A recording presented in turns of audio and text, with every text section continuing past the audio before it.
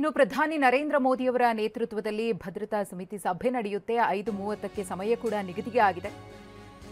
ಪ್ರಧಾನಿ ನರೇಂದ್ರ ಮೋದಿಯವರ ನೇತೃತ್ವದಲ್ಲಿ ಭದ್ರತಾ ಸಂಪುಟ ಸಮಿತಿ ಸಭೆ ನಡೆಯುತ್ತೆ. ಸಂಜೆ 5:30ಕ್ಕೆ ದೆಹಲಿಯಲ್ಲಿ ನಡೆಯುವಂತಹ ಸಭೆ ರಕ್ಷಣಾ ಸಚಿವ ರಾಜನಾಥ್ ಸಿಂಗ್, ಗೃಹ ಸಚಿವ ಅಮಿತ್ ಶಾ, ವಿದೇಶಾಂಗ ಸಚಿವರಾಗಿರುವಂತಹ ಜೈಶಂಕರ್, ವಿತ್ತ ಸಚಿವೆ ನಿರ್ಮಲಾ ಸೀತಾರಾಮನ್ ಅವರು ಸಭೆಯಲ್ಲಿ ಭಾಗಿಯಾಗ್ತಾರೆ. ಭದ್ರತೆಯ ಸಂಬಂಧ ಮಹತ್ವದ ನಿರ್ಧಾರವನ್ನು ಕೈಗೊಳ್ಳುವಂತಹ ಸಾಧ್ಯತೆ ಇದೆ. ಈಗಾಗಲೇ ಪ್ರಾಥಮಿಕವಾಗಿ ಒಂದಷ್ಟು ಮಾಹಿತಿಯನ್ನ ಪ್ರಧಾನಿ ನರೇಂದ್ರ ಮೋದಿ ಅವರು ಕಲೆ ಹಾಕಿದ್ದಾರೆ.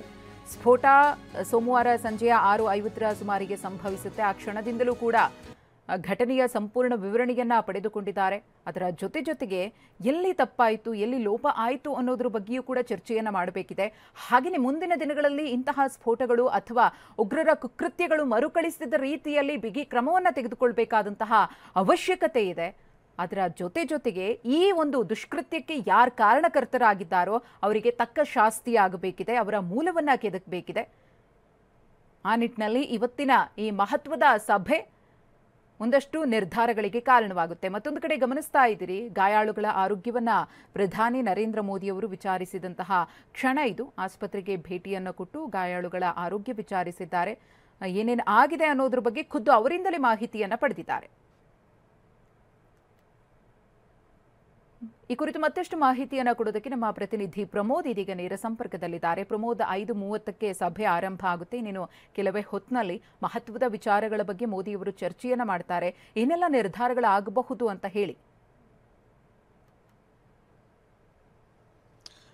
ಮಧು, very importantly cabinet security on cabinet committee on security ಒಂದು ವಿಶೇಷವಾದಂಥ ಸಭೆ ಇದು. ಯಾಕೆಂದರೆ ಸಹಜವಾಗಿ ದೇಶದ ಭದ್ರತಾ ವಿಚಾರಕ್ಕೆ ಸಂಬಂಧಪಟ್ಟಂತೆ ಅಥವಾ ಪ್ರಮುಖವಾದಂಥ ನಿರ್ಧಾರಗಳನ್ನು ತೆಗೆದುಕೊಳ್ಳುವಂಥ ಸಂದರ್ಭದಲ್ಲಿ ಈ ಒಂದು ಸಮಿತಿಯ ಸಭೆ ಆಗತ್ತೆ. ಈ ಭದ್ರತಾ ಸಂಪುಟ ಸಮಿತಿ ಏನಿದೆ ಅದರಲ್ಲಿ ಪ್ರಧಾನಿ ನರೇಂದ್ರ ಮೋದಿ, ಗೃಹ ಸಚಿವ ಅಮಿತ್ ಶಾ, ಹಾಗೆಯೇ ರಕ್ಷಣಾ ಸಚಿವರಾದಂಥ ರಾಜನಾಥ್ ಸಿಂಗ್, ಹಾಗೆಯೇ ಆರ್ಥಿಕ ಸಚಿವರಾದಂಥ ನಿರ್ಮಲಾ ಸೀತಾರಾಮನ್ ಇವರೆಲ್ಲರೂ ಕೂಡ ಇರ್ತಾರೆ. ಇದರ ಜೊತೆಗೆ ಇನ್ನಿತರ ಅಧಿಕಾರಿ ವರ್ಗದ ಹಿರಿಯ ಅಧಿಕಾರಿಗಳು ಕೂಡ ಇರ್ತಾರೆ.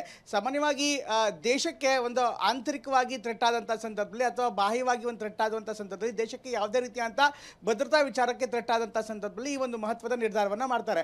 ಆಪರೇಷನ್ ಸಿಂಧೂರ್ ಆರಂಭ ಆಗೋದಕ್ಕಿಂತ ಮೊದಲು ಕೂಡ ಇದೇ ರೀತಿಯಂಥ ಒಂದು ಸಂದರ್ಭ ಆಗಿತ್ತು. ಆ ಸಂದರ್ಭದಲ್ಲೂ ಕೂಡ ಈ ಒಂದು ಸಮಿತಿ ಪ್ರಮುಖ ನಿರ್ಧಾರಗಳನ್ನು, ಭದ್ರತೆಗೆ ಸಂಬಂಧಪಟ್ಟಂಥ ಪ್ರಮುಖ ನಿರ್ಧಾರಗಳನ್ನು ಕೈಗೊಳ್ಳೋದಕ್ಕೆ ಒಂದು ಸಭೆ ಮಾಡಿತ್ತು. ಅದಾದ ಬಳಿಕ ಆಪರೇಷನ್ ಸಿಂಧೂರ್ ಆಗಿತ್ತು. ಅದಕ್ಕೂ ಮೊದಲು ಅಂದರೆ ದೇಶದಲ್ಲಿ ಯಾವ್ಯಾವಾಗ ಪ್ರಮುಖ ಆಪರೇಷನ್ಸ್ಗಳನ್ನು ದೇಶದ ಭದ್ರತಾ ಪಡೆಗಳು ಕೈಗೊಂಡಿವೆ ಅದಕ್ಕೂ ಮೊದಲು ಇಂಥ ಒಂದು ಸನ್ನಿವೇಶಗಳಾಗಿತ್ತು. ಇದರ ಜೊತೆಗೆ ಏಕಾಏಕಿ ಮಿಲಿಟರಿ ಆಪರೇಷನ್ಸ್ಗಳೇ ಇದರ ನಿರ್ಧಾರವನ್ನು ಮಾಡುತ್ತೆ ಅಂತ ಹೇಳೋಕ್ಕಾಗಲ್ಲ. ಅದರ ಬದಲಾಗಿ ವಿದೇಶಾಂಗವಾಗಿ ಯಾವೆಲ್ಲ ನಿರ್ಧಾರಗಳನ್ನು ಮಾಡಬೇಕಾಗುತ್ತೆ, ವಿದೇಶಾಂಗ ವಿಚಾರದಲ್ಲಿ ಯಾವೆಲ್ಲ ನಿರ್ಧಾರಗಳನ್ನು ಮಾಡಬೇಕಾಗುತ್ತೆ, ಇಂಥ ಒಂದು ಸಂದರ್ಭದಲ್ಲಿ ಯಾವ ರೀತಿ ಡಿಪ್ಲೊಮ್ಯಾಟಿಕಲಿ ಆಪರೇಷನ್ಸ್ಗಳನ್ನು ಮಾಡಬೇಕಾಗುತ್ತೆ, ಅದರ ನಿರ್ಧಾರಕ್ಕೆ ಸಂಬಂಧಪಟ್ಟಂತೆ ಈ ಒಂದು ಸಭೆಯಲ್ಲೂ ಕೂಡ ನಿರ್ಧಾರವಾಗುತ್ತೆ. ಹೀಗಾಗಿ ಆಬ್ವಿಯಸ್ಲಿ ಮಿಲಿಟರಿ ನಿರ್ಧಾರಗಳಿಗೆ ಸಂಬಂಧಪಟ್ಟಂತೆ ಇವತ್ತಿನ ಸಭೆಯಲ್ಲಿ ಏನಾಗುತ್ತೆ ಅದನ್ನು ಏಕಾಏಕಿ ಹೇಳಲ್ಲ. ಹಿಂದೆ ಮೋದಿಯವರ ಮೊದಲ ಅವಧಿಯಲ್ಲೂ ಕೂಡ ಇದೇ ರೀತಿಯಂಥ ಅಟ್ಯಾಕ್ ಆದಂಥ ಸಂದರ್ಭದಲ್ಲಿ, ಪುಲ್ವಾಮಾ ಸೇರಿದಂತೆ ಬೇರೆ ಬೇರೆ ಘಟನೆಗಳು ಆದಂಥ ಸಂದರ್ಭದಲ್ಲಿ, ಉರಿ ಆಪರೇಷನ್ಸ್ಗಳಿಗಿಂತ ಮೊದಲು ಆಗಲೂ ಕೂಡ ಅರುಣ್ ಜೇಟ್ಲಿ ಅವರು ವಿತ್ತ ಸಚಿವರಾಗಿದ್ದರು. ಅವರು ಕೂಡ ಇವತ್ತು ಸಂಪುಟ ಸಭೆಯಲ್ಲಿದ್ದಾಗ ಡಿಪ್ಲೊಮ್ಯಾಟಿಕಲಿ ಏನೆಲ್ಲ ಮಾಡ್ತೀವಿ, ಯಾವ ರೀತಿ ಆಪರೇಷನ್ಸ್ ಮಾಡ್ತೀವಿ ಅನ್ನುವಂಥ ಒಂದು ಪ್ರಮುಖವಾದಂಥ ನಿರ್ಧಾರವನ್ನು ಪ್ರಕಟಿಸಿದರು. ಅದಾದ ಬಳಿಕ ರಾಜನಾಥ್ ಸಿಂಗ್ ಇರ್ಬೋದು, ಅಮಿತ್ ಶಾ ಇರ್ಬೋದು, ಅಥವಾ ನಿರ್ಮಲಾ ಸೀತಾರಾಮನ್ ಅವರೇ ಇರ್ಬೋದು, ಪ್ರತಿ ಸಂದರ್ಭದಲ್ಲೂ ಕೂಡ ದೇಶದ ಭದ್ರತೆ ವಿಚಾರಕ್ಕೆ ಸಂಬಂಧಪಟ್ಟಂಥ ಹಿನ್ನೆಲೆಯಲ್ಲಿ ಈ ಎಲ್ಲ ಹಿರಿಯ ಸಚಿವರಿಗೆ ಮೋದಿ ಜವಾಬ್ದಾರಿಯನ್ನು ಕೊಟ್ಟರು. ಅಂತಿಮವಾಗಿ ಮೋದಿಯವರ ನಿರ್ಧಾರವಾಗುತ್ತೆ. ಇವತ್ತು ನಡೆಯುವಂಥ ಸಭೆಯ ಬಗ್ಗೆ ಹೇಳೋದಾದರೆ, ಈಗಾಗಲೇ ದೆಹಲಿಯಲ್ಲಿ ಆಗಿರುವಂಥ ಒಂದು ಬಾಂಬ್ ಬ್ಲಾಸ್ಟ್ ಇಂದ ಅದಕ್ಕೆ ಸಂಬಂಧಪಟ್ಟಂತೆ ದೇಶದ ಆಂತರಿಕ ಭದ್ರತಾ ವಿಚಾರದಲ್ಲಿ ಮುಂದಿನ ನೀತಿ ಅಥವಾ ಮುಂದಿನ ರಣತಂತ್ರ ಹೇಗಿರಬೇಕು ಅಂತ, ಅಫ್ಕೋರ್ಸ್ ಇದನ್ನು ಏಕಾಏಕಿ ಎಲ್ಲವನ್ನೂ ಮಿಲಿಟರಿ ಆಪರೇಟಿವ್ ಆಗಿ ನಿರ್ಧಾರವನ್ನು ತೆಗೆದುಕೊಳ್ಳೋದಕ್ಕಾಗಲ್ಲ. ಅದಕ್ಕೆ ಸಂಬಂಧಪಟ್ಟಂತೆ ಚರ್ಚೆಗಳಾಗುತ್ತೆ, ಬೇಕಾದಂಥ ಕ್ರಮಗಳನ್ನು ಕೈಗೊಳ್ಳಲಾಗುತ್ತೆ. ಆದರೆ ಅದನ್ನು ಗೌಪ್ಯವಾಗಿಡಲಾಗುತ್ತೆ. ಅದಕ್ಕೆ ಬೇಕಾದಂಥ ಪೂರಕ ಆರ್ಥಿಕ ನಿಲುವುಗಳು ಏನಾಗಿರುತ್ತೆ, ಅಫ್ಕೋರ್ಸ್ ಈಗ ಒಂದು ದೇಶದ ಮೇಲೆ ನಾವು ಅಟ್ಯಾಕ್ ಮಾಡ್ತೀವಿ ಅನ್ನೋದಾದರೂ ಕೂಡ ಅದಕ್ಕೆ ಆರ್ಥಿಕವಾಗಿ ಕೂಡ ಸ್ಟ್ರಾಟಜಿಕ್ ಆಗಿ ನಾವು ಪ್ಲಾನ್ ಮಾಡಬೇಕಾಗತ್ತೆ. ಕೇವಲ ಆರ್ಥಿಕತೆ ಒಂದೇ ಅಲ್ಲ, ಡಿಪ್ಲೊಮ್ಯಾಟಿಕಲಿ ಕೂಡ ನಾವು ಬೇರೆ ಬೇರೆ ದೇಶಗಳನ್ನು ವಿಶ್ವಾಸಕ್ಕೆ ತೆಗೆದುಕೊಳ್ಬೇಕಾಗತ್ತೆ. ಹೀಗಾಗಿ ಈ ಎಲ್ಲ ನಿರ್ಧಾರಗಳು ಯಾವ ರೀತಿ ಕ್ರಮ ಕೈಗೊಳ್ಳಬೇಕಾಗತ್ತೆ ಅದು ನೋಡಲಾಗುತ್ತೆ. ಜೊತೆಗೆ ಆಪರೇಷನ್ ಸಿಂಧೂರ್ ಬಳಿಕ ಮೋದಿ ಸರ್ಕಾರ ಒಂದು ನಿಲುವಿಗೆ ಬಂದಿದೆ. ಯಾವುದೇ ಬ್ಲಾಸ್ಟ್ಗಳಾಗಲಿ ಅಥವಾ ಟೆರರ್ ಆ್ಯಕ್ಟಿವಿಟಿಗಳಾಗಲಿ, ಈ ಟೆರರ್ ಆ್ಯಕ್ಟಿವಿಟಿಗಳು ನಮ್ಮ ದೇಶದ ವಿರುದ್ಧ ಮಾಡಿದಂಥ ಸಂದರ್ಭದಲ್ಲಿ ಅದನ್ನು ಆ್ಯಕ್ಟ್ ಆಫ್ ವಾರ್ ಅಂದರೆ ದೇಶದ ಮೇಲೆ ಯುದ್ಧ ಸಾರಿರುವಂಥದ್ದು ಅನ್ನುವಂಥದ್ದನ್ನು ಈಗ ಒಂದು ನೀತಿಯಾಗಿ ಆ್ಯಸ್ ಎ ಪಾಲಿಸಿಯಾಗಿ ಒಂದು ಅಡಾಪ್ಟ್ ಮಾಡ್ಕೊಂಡಿದೆ. ಈ ಹಿನ್ನೆಲೆಯಲ್ಲಿ ಈಗ ಒಂದು ಆ್ಯಕ್ಟ್ ಆಫ್ ವಾರ್ ಆಗಿದೆ, ಅಂದರೆ ಒಂದು ಟೆರರಿಸ್ಟ್ ಬ್ಲಾಸ್ಟ್ ಆಗಿದೆ.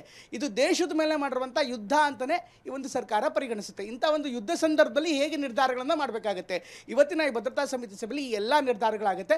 ಅದಕ್ಕೂ ಮೊದಲು ಸಂಪುಟ ಸಭೆ ನಡೆಯುತ್ತೆ. ಸಂಪುಟ ಸಭೆಯಲ್ಲೂ ಕೂಡ ಗೃಹ ಸಚಿವರು ವಿವರವನ್ನು ಕೊಡ್ತಾರೆ, ಏನಾಗಿದೆ, ಯಾವ ಥರ ಆಗಿದೆ, ಏನೇನು ಸಮಸ್ಯೆಗಳಾಗಿದೆ, ಇದರ ವಿವರವನ್ನು ಸಂಪುಟ ಸದಸ್ಯರಿಗೆ ಕೊಡ್ತಾರೆ. ಅಂತಿಮವಾಗಿ ಅಲ್ಲೂ ಕೂಡ ಮುಂದಿನ ನಿರ್ಧಾರ ಏನಾಗುತ್ತೆ ಅದನ್ನು ಪ್ರಧಾನಮಂತ್ರಿಗಳಿಗೆ ಬಿಡುವಂಥ ಸಾಧ್ಯತೆ ಇರುತ್ತೆ.